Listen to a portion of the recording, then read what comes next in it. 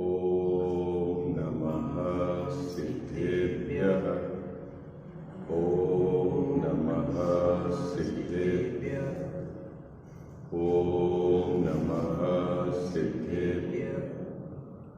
ओंकार बिंदु संयुक्तम नित्यं ध्यायन्ति योगिनः कामदं मोक्षदं चैव। ओंकाराय नमो नमः। मंगलम भगवान वीरो मंगलम गौतमो गणी मंगलम कुंद कुंदार्यो जैन धर्मोस्तु मंगलम। सर्वमंगल मांगल्यम सर्वकल्याणकारकम प्रधानां सर्वधर्माणां जैनम जयतु शासनम। जैनम जयतु शासनम। जैनम जयतु शासनम। इस भवतरु का मूल एक जानहु में क्या भाव। ताको कर निरमूल अब करिए मोक्ष उपाय। करिए मोक्ष उपाय। जय बोलो देव शास्त्र गुरु की जय।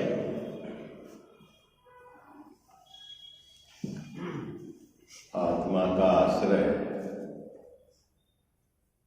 लेना किसको कहते हैं? श्रद्धा में आत्मा का आश्रय किस प्रकार लिया जाता है? चारित्र गुण उसमें आत्मा के आश्रय से कैसे वितरागता होती है? और उपयोग पांच इंद्रिय और मन उससे भिन्न पड़कर अपने स्वभाव उसमें एकाग्र होता है तो कैसे शुद्धि की वृद्धि होती है और शुद्धि की रक्षा होती है, इसकी चर्चा अपन ने विगत 2-3 दिवस से की। एक प्रश्न कल बाबूजी की तरफ से आया था कि वर्तमान में हम कहाँ अटके हुए हैं कि हमको सम्यक दर्शन का यथार्थ पुरुषार्थ किस प्रकार करना चाहिए। बड़ा महत्वपूर्ण प्रश्न है ये, और निश्चित तौर पर यह सब प्रश्न आपके भी चित्त में होना चाहिए। कारण क्या है कि हम यहाँ जितने लोग उपस्थित हैं सब लोग यह बात तो जानते हैं कि सम्यक दर्शन से धर्म की शुरुआत होती है और सम्यक दर्शन के बिना धर्म नहीं है। सम्यक दर्शन धर्म का मूल है और हम सबकी भावना भी यह है कि हमको सम्यक दर्शन को प्राप्त करना है। अब काल लब्धि आई नहीं आई उस विषय पर अपन अभी चर्चा नहीं करेंगे। अभी तो आज जो अपनी चर्चा है वह है बुद्धि पूर्वक हमको क्या पुरुषार्थ करना है। चर्चा किसकी है? गजाव साहब, बुद्धि पूर्वक हमको क्या पुरुषार्थ करना है इसकी चर्चा है। किसके लिए? सम्यक दर्शन को प्रकट करने के लिए। ठीक है, ये बात अपने को अच्छे से समझनी है। ठीक है, और जहां हम अटके हुए हैं अगर वो आपको अपनी कमी लगती है कि हाँ यहाँ हम अटके हुए हैं तो आपको वहां से हटना है ना। समय अपने पास थोड़ा है, तेजी से चर्चा करेंगे। आप अपने उपयोग को एकाग्र करके विचार करना, मतलब सुनना, और फिर जो बात आए। सम्यक दर्शन जब भी किसी जीव को प्रकट होता है तो 5 लब्धि पूर्वक होता है। ये आप सब भली बातें जानते हैं। क्या? सम्यक दर्शन चारों गतियों में होता है, ठीक है, लेकिन जब भी प्रकट होगा तो वो क्या होगा? 5 लब्धि पूर्वक होता है। लब्धियों के नाम भी आपने पढ़े होंगे और इसके विषय में आपने अन्य विद्वानों से भी सुना होगा और बहुत विस्तार से इसकी चर्चा भी हुई है। नाम मैं बता देता हूँ आपको। पहली लब्धि तो है क्षयोपम लब्धि, दूसरी लब्धि है विशुद्ध लब्धि, तीसरी लब्धि है देशना लब्धि, चौथी लब्धि है प्रायोगी लब्धि और पांचवी लब्धि है कर्ण लब्धि। ठीक, जब भी सम्यक दर्शन होगा इन 5 लब्धि पूर्वक हो। ठीक, अगर ये नहीं प्राप्त हुई तो समझ लेना कि अभी सम्यक दर्शन नहीं। सबसे पहली लब्धि जो है वो है छायोसमित लब्धि। उसके अंदर क्या बात है जैन साहब कि आपके संसार परिभ्रमण में ज्ञान का विकास इस प्रकार का होना कि आप स्व पर और अपने हित का विचार कर सकें, या दूसरे शब्दों में कहें जिस जीव को विचार करने की शक्ति है वह क्षयोपशम लब्धि वाला है। सरल बात है क्या? कजाव साहब क्या? सम्यक दर्शन को प्राप्त संगी प्राप्त करने का कार्य संगी पंचेंद्रिय जीव ही कर सकता है।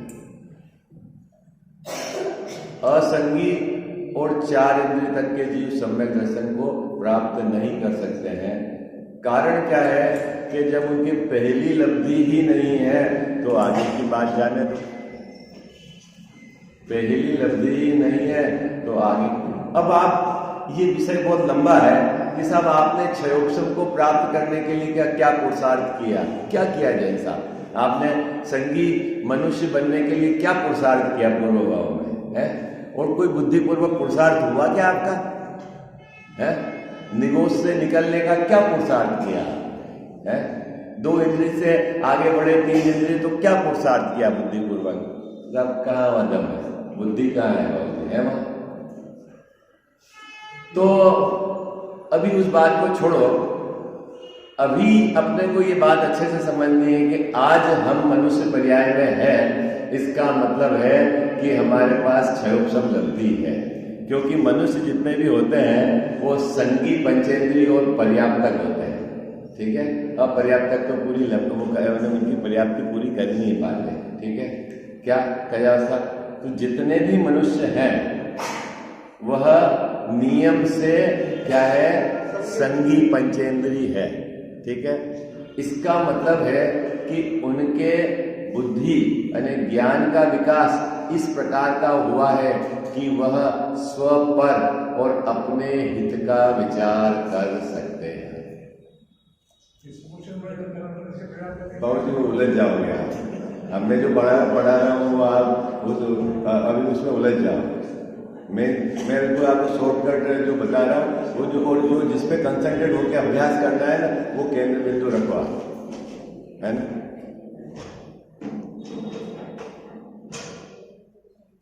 क्या बात बोल रहा था मैं आपको?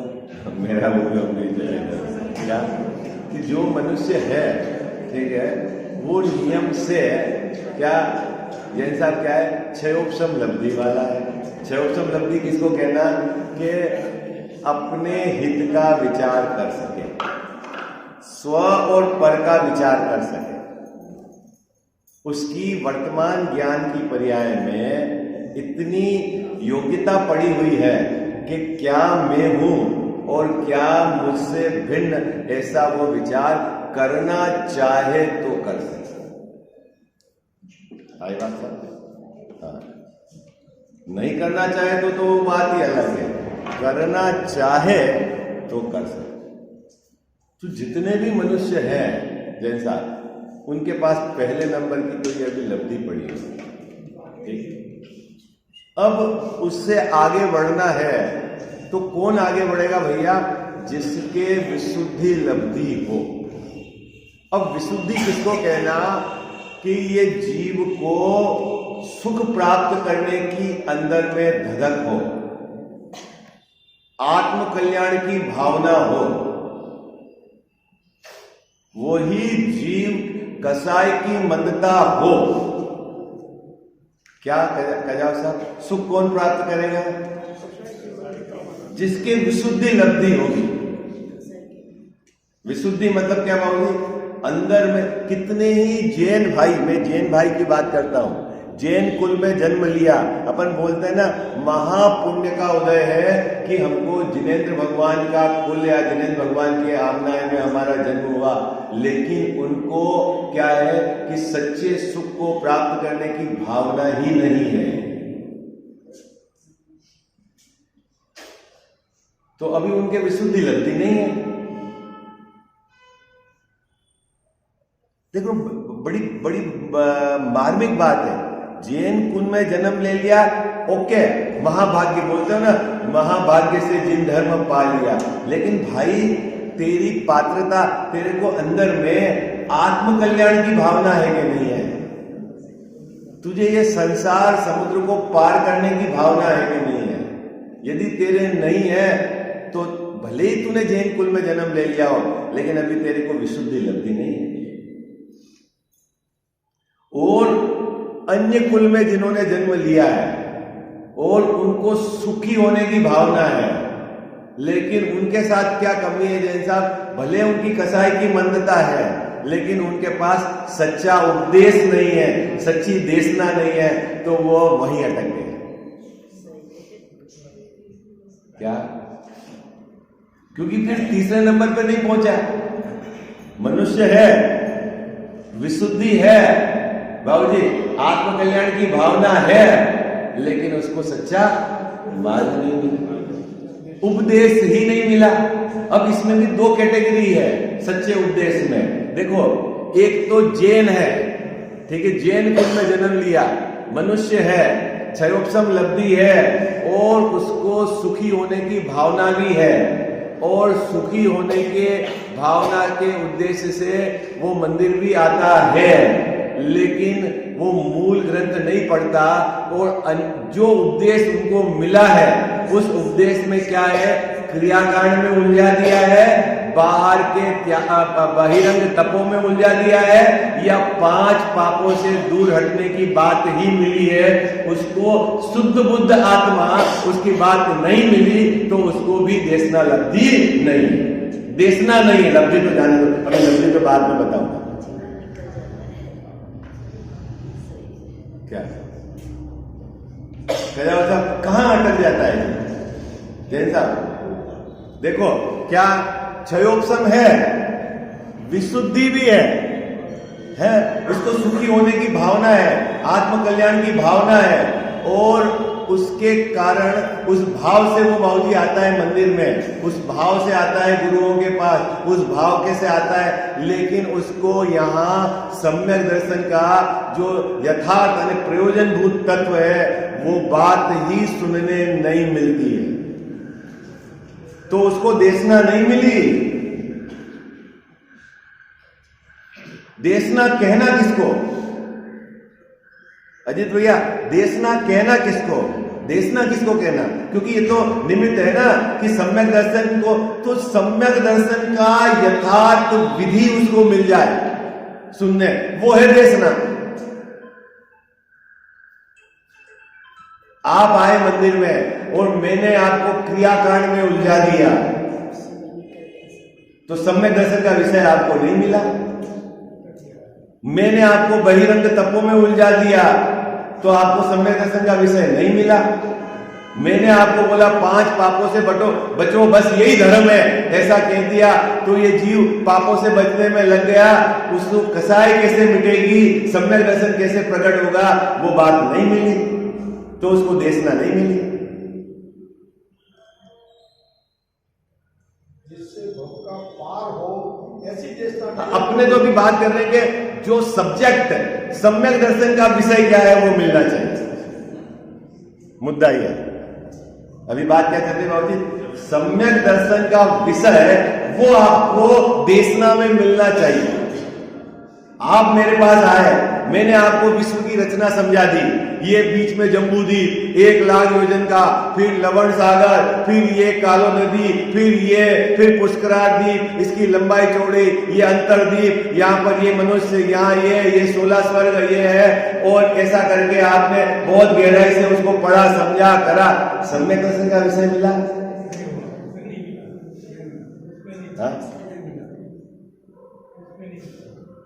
बाद में आ गए तो आपको बोला भाई तब करो, ये करो, एकादश करो, ये करो, उपवास करो, ये करो, और उसमें लगा दिया जी, तो बहिरंग पाप से बचो, तो पाप से बचने में लग गया जी। तो साहब पाप से नहीं बचे? अरे भैया उसकी मनाही नहीं है, मनाही तो यह है कि सम्यक दर्शन कब होगा, जब आपका सम्यक दर्शन का सब्जेक्ट विषय आपके ज्ञान में बिल्कुल स्पष्ट रूप से निर्णित होगा। 7 तत्व के संबंध में आपको बिल्कुल यथार्थ निर्णय होगा। किन भावों से बंद होता है, किस भावों से निर्जरा होती है, कैसे मोक्ष प्राप्त होता है, ये बात जब तक आपको स्पष्ट नहीं होगी तब तक काम नहीं होगा।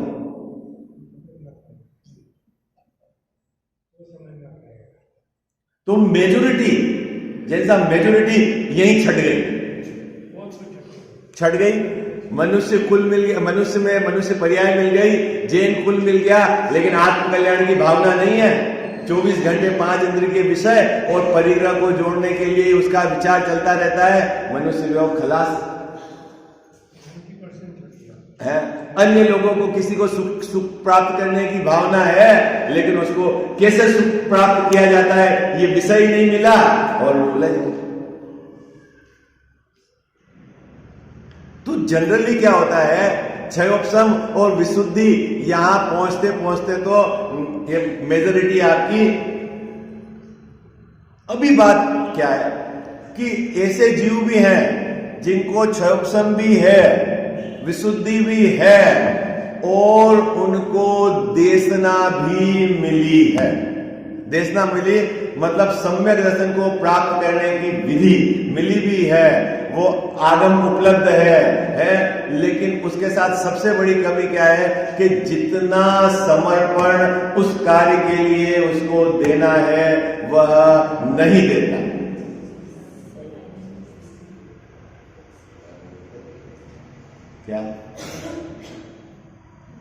क्या अजित भैया, जितना समर्पण उस कार्य के लिए, क्योंकि कोई भी चीज अभी जब आप ग्रहण करोगे, जैसे आगम का अभ्यास करोगे, तो आपके उपयोग में धार होगी ना, तब आप आचार्यों की बात पकड़ पाओगे। आप समय दोगे, आप चारों अनुयोग का मिलान करोगे, तब आपको सच्ची बात पकड़ में आएगी। आप किसी के भरोसे रह गए तो समझ लेना कि वो मामला अटक गया। अब इसमें सबसे बड़ी जो अड़चन है, क्या अड़चन है मैं आपको बता दूं। सबसे बड़ी अड़चन जो है, इस जीव की चित्त की सरलता नहीं है। अभी प्रश्न है कि सरलता किसको बोलना, सरलता किसको बोलना कि सत्य है उसको ग्रहण करने की अंदर में पात्रता, किसको बोलना सरलता। जैसा जो सही है उसको आप स्वीकार कर लो, इतनी अंदर में पात्रता होनी चाहिए, इसको बोलते हैं चित्त की सरलता। प्रायकर ये देखा गया है कि जीव ये जो इसकी पुरानी जो पड़ी हुई है, क्या बोलते हैं, प्रिजुडियस मान्यता, उसको ये सुरक्षित रखता है। भले उसके कान में सही बात पड़ जाए, वो पड़ी इधर निकली, मानेगा तो ये अपनी मर्जी की।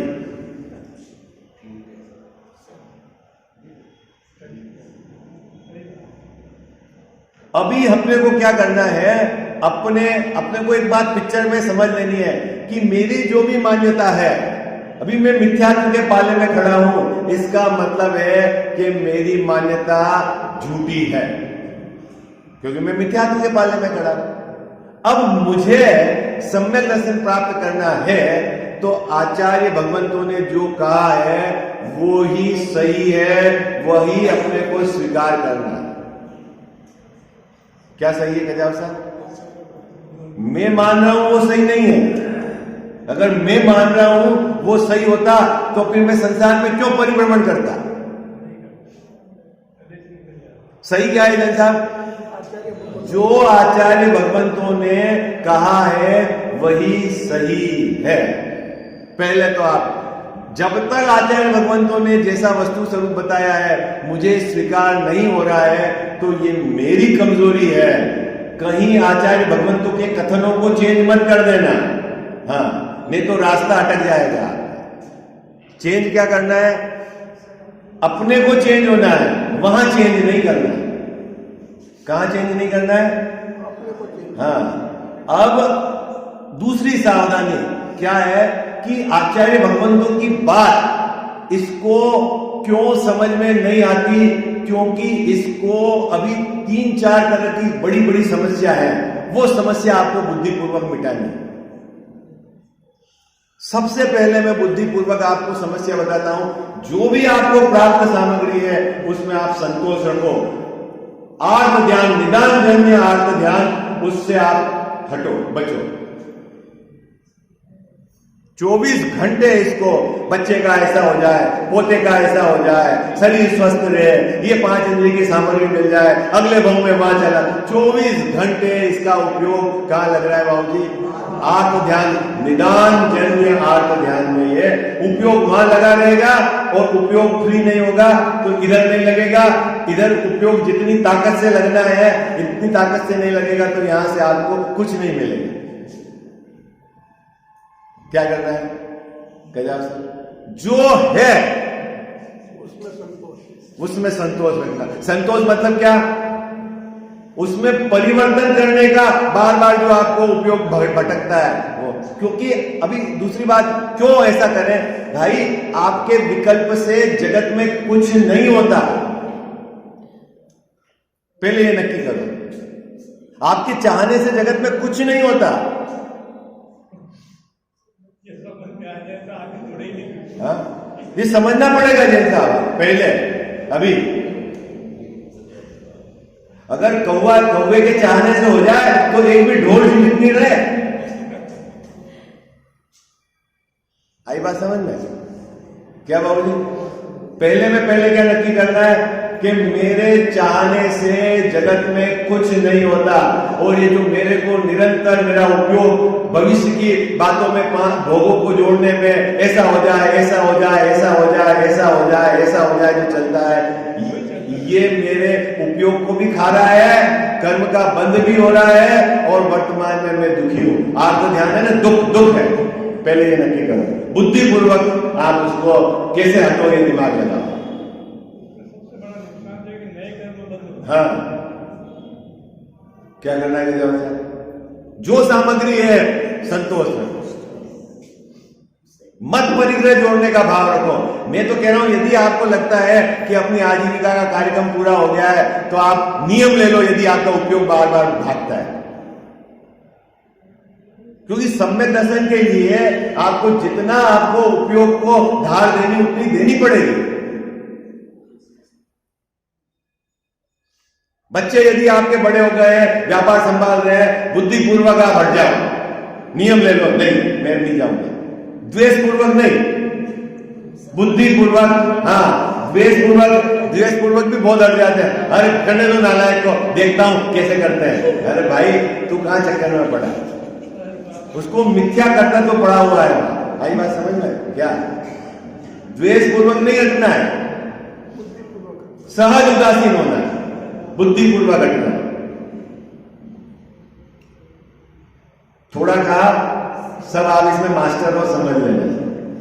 दूसरे नंबर की समस्या क्या है कि आपको विकथा से बचना है, बुद्धिपूर्वक।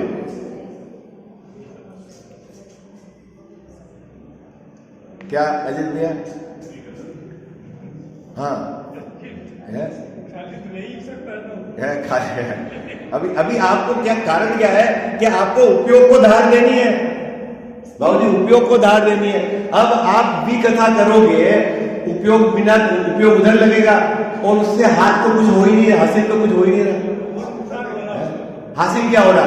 न तो धन अर्जित हो रहा है और न कोई आपको लाभ हो रहा है, सिर्फ आपका उपयोग जा रहा है और पाप बंद हो रहा है। साहब क्या करना है? कौन प्रधानमंत्री बनेगा? क्या अपने को उससे क्या है बाबूजी? क्या लेना देना है? उसकी शादी में क्या दिया लिया, क्या लेना देना? संपन्न होगा तो खर्च करेगा, किसी को ऐसा होगा ना, किसी का उदार चित्त होगा है और कोई समझदार होगा, सब अपने अपने तरीके से। अपने को उसकी क्या चर्चा करनी? क्यों उपयोग अपने को भ्रमाना? बोलो क्या जी? पहले नंबर की क्या बात है? क्या? हाँ भाई देखो, पहले नंबर की बात तो प्राप्त सामग्री में संतोष होना। जो संतोष ही नहीं है उसका तो उपयोग बार बार ये कर लूं, ये फर्नीचर चेंज कर लूं, नई गाड़ी ले आऊं, अभी मकान ऐसा कर दूं, बच्चों का वहां कार्यक्रम करे, अभी वो उपयोग उसका बाहर ही बाहर भ्रमता रहे। उपयोग भ्रमेगा, इधर नहीं लगेगा, और काम उसके विकल्प से एक भी नहीं होगा। मैं आपको बता देता हूं, ये बात आप चित्त में बिठा लेना। सब यहां बैठे हो ना, आप ये जितने भी लोग, ये आप चित्त में बिठा लेना, आपके विकल्प से जगत में एक भी काम नहीं हो रहा है और नहीं होगा। हाँ, कदाचित आपने सोचा और ऐसा हो गया तो भी वो आपके विकल्प से नहीं हुआ है, वो तो होना ही ऐसा था। हाँ।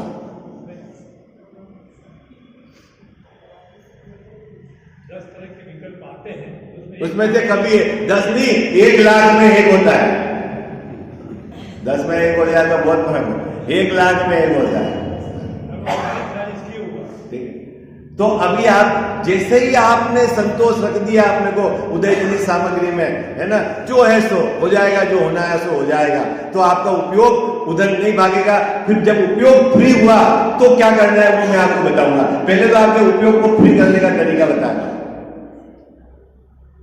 बच्चे योग्य हो गए हैं, वो अपना काम संभाल रहे हैं, आप सहज उनको हैंड ओवर कर दो और निवर। और आपको ऐसा लगता है कि नहीं क्या पता बच्चे सेवा नहीं कर रहे, ऐसा अगर अंदर में है तो अपनी कोई पूंजी अपने पास रख लो, काम करना है, लेकिन वहां से उपयोग हटा दो,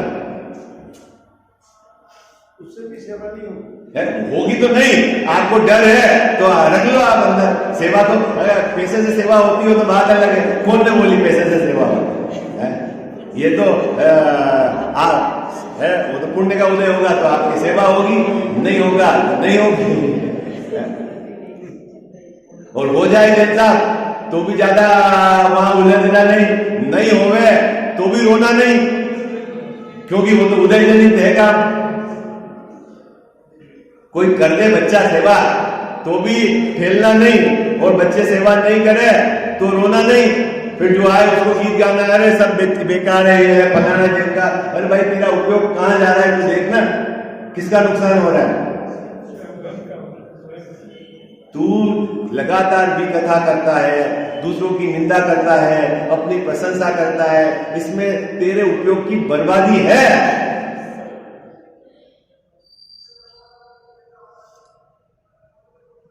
और एक बात बताता हूं, सावधान जो सुधी श्रावक है ना, सुधी श्रावक, वो तो बहुत सावधान रहता है, कभी इस तरह की उटपटांग उपयोग को बर्बाद नहीं करता।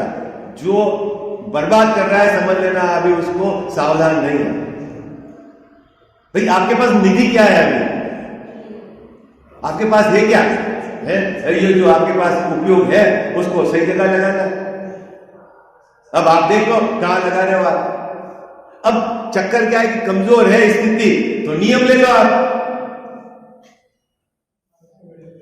कि भाई मैं नहीं जाऊंगा, नहीं तो बुद्धिपूर्वक एकांत में रहो। 5-15 दिन के लिए चले गए एकांत में, फिर वहां जाके, ठीक है। तो बाबू जी करना क्या है? सबसे पहले अपने को आत्म ध्यान से बचना है, फिर निदान जन आत्मा, बुद्धिपूर्वक हटना। तीसरा, एक समय हो जाए आपके बच्चों का विवाह हो गया तो आप अपना परिचय भी घटाओ, मिलन जुलन भी घटाओ। है साहब, हम तो सामाजिक प्राणी हो गया, काम समाज का तो आपका। भाई बच्चों का शादी हो गई, अब क्या करना है? क्या बोलिए, अब क्या करना है? बच्चों की, अब पोतों की शादी बच्चे करेंगे, अब पोतों की आप करोगे तो बच्चे क्या करेंगे? आप है उनके जिम्मे तो कुछ काम रखो है। बुद्धिपूर्वक आपको हटना है। जैसा बस ये है भाई कि भाई के यहाँ फंक्शन होगा, बहन के यहाँ होगा फंक्शन, और वहां जाना है तो गए, बाकी तो अपन को अपन है ही नहीं डिलीट। कितना उपयोग बच जाएगा?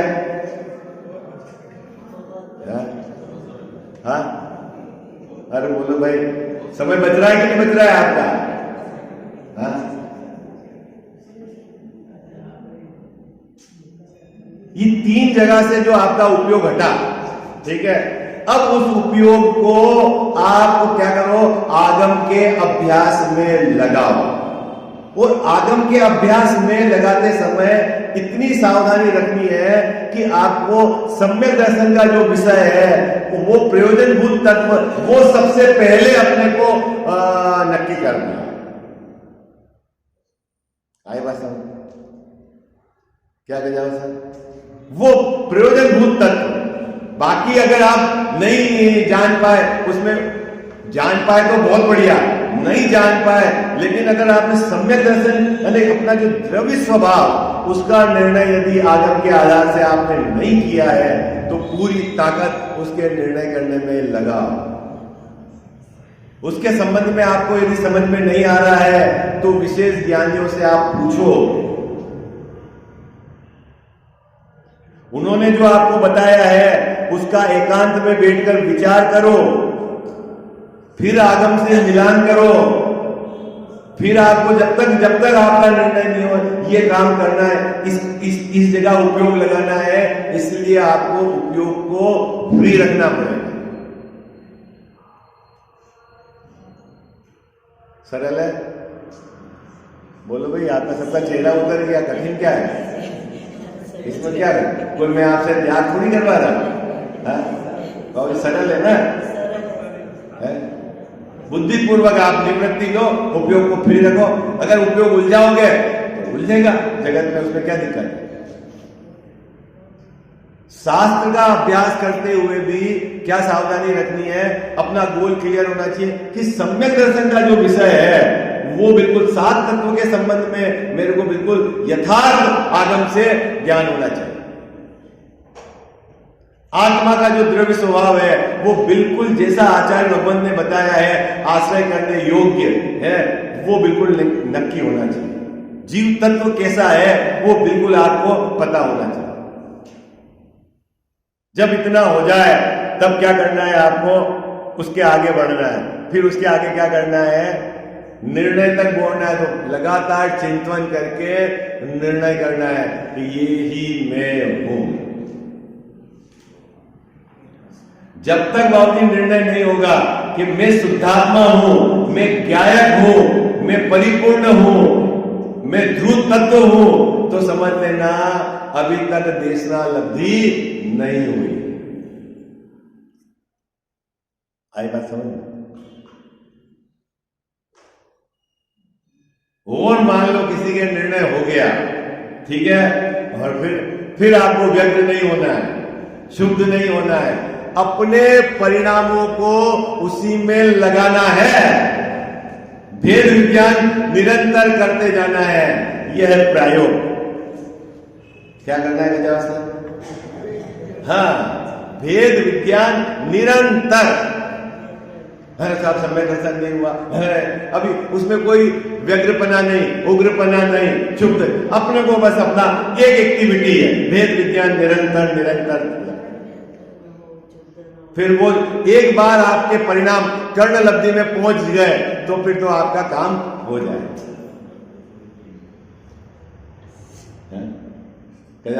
सरल है? मैंने बहुत टुके में कहा है, बहुत टुके में, ठीक है। बुद्धिपूर्वक क्या करना है मुझे तो बस आगे बता दो, है ना। देखो काल लब्धि आएगी और सम्यक दर्शन काल लब्धि है कि पुरुषार्थ है, वो सब अपन जब शास्त्र में पढ़ेंगे ना तब चर्चा करेंगे। ये बहुत थोड़ा सा ऐसा है कि काल लब्धि आती तभी तो ऐसा होता है, और फिर पुरुषार्थ क्या है तो टोडरमल साहब ने जैसा यहाँ स्पष्टीकरण करा अपन उसकी चर्चा करेंगे। अभी अपने को बुद्धिपूर्वक क्या करना है? जो आपके पास बाहर की सामग्री, अभी जो पूजाधीन सामग्री है, पहले उसमें संतोष रखो। संतोष मतलब उसको बढ़ाने के चक्कर में उपयोग को वहां मत लगाओ, क्योंकि आपके बढ़ाने के विकल्प से बढ़ेगी नहीं।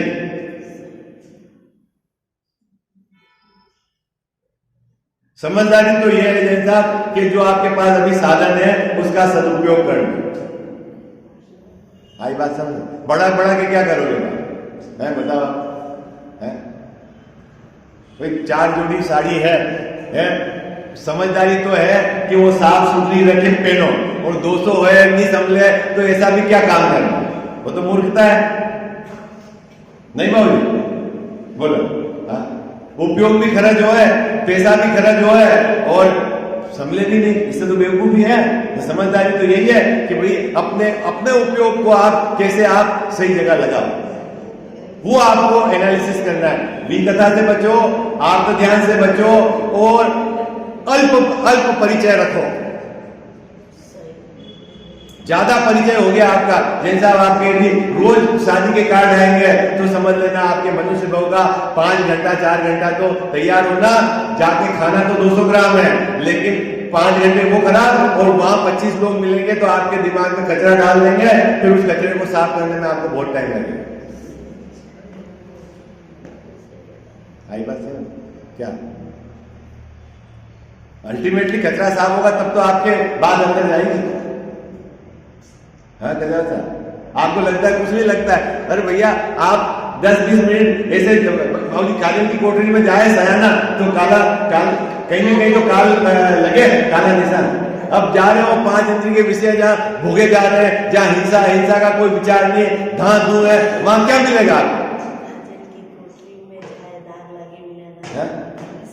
तो जहां मतलब ये आपको अभी मैंने थोड़ा कहा, आप इसको बहुत गहराई से विचार करना है ना, और आगम के अभ्यास में आपका विजन क्लियर होना चाहिए बस, कि मुझे सम्यक दर्शन का सब्जेक्ट विषय वो बिल्कुल क्लियर होना चाहिए। 7 तत्व, प्रयोजनभूत पदार्थ है, किससे बंद होता है, किससे निर्जरा होती है, ये बिल्कुल आपको स्पष्ट होना चाहिए किन भावों का, इतना आपको नक्की करना है। और होने के बाद फिर आप एकांत में बैठकर अपने परिणामों को मगन करो, अपने में वेद विज्ञान करो। ये भी आपको अभ्यास करना चाहिए कि राग से भिन्न पढ़ना है।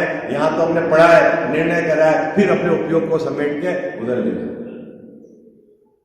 15 मिनट 10 मिनट जैसे आपको लगे, ठीक है, आप उसको ये करो। फिर सम्य दर्शन तो जब होना है हो जाएगा, काम खत्म। इतना काम तो आप करो, ठीक है। थोड़ा कहा, बहुत समझना, विषय जैसे जैसे आगे आएगा अपन उसकी विस्तार से चर्चा करेंगे। अभी अपन कल संवर तत्व संबंधी भूल जैन मिथ्या दृष्टि के किस प्रकार रहती है उसकी चर्चा को आगे बढ़ाएंगे। जिनवाणी जग मैया जन्म दुख मेट दो, जिनवाणी जग मैया जन्म दुख मेट दो, जन्म दुख मेट दो, मरण दुख मेट दो, जन्म दुख मेट दो, मरण दुख मेट दो, जिनवाणी जग मैया जन्म दुख मेट दो। बहुत दिनों से भटक रहा हूँ, ज्ञान बिना है मैया, निर्मल ज्ञान प्रदान सुकर दो, तू ही सच्ची मैया। गुण स्थानों का अनुभव हमको हो जावे जग मैया, चढ़े उन्हीं पर क्रम से हम फिर होवे कर्म खिपैया। मेटो जामन मरण हमारा इतनी वंती मैया, तुमको शीश त्रिलोकी नमावे, तू ही सच्ची मैया। वस्तु एक अनेक रूप है, अनुभव सबका न्यारा, हर विवाद का हल हो सकता साधवाद के द्वारा। जिनवाणी जग मैया जन्म दुख मेट दो, जन्म दुख मेट दो, मरण दुख मेट दो। जावाणी के ज्ञान ते सूझे लोकालोक, सोवाणी मस्तक चढ़ो सदा देत हूँ धोख।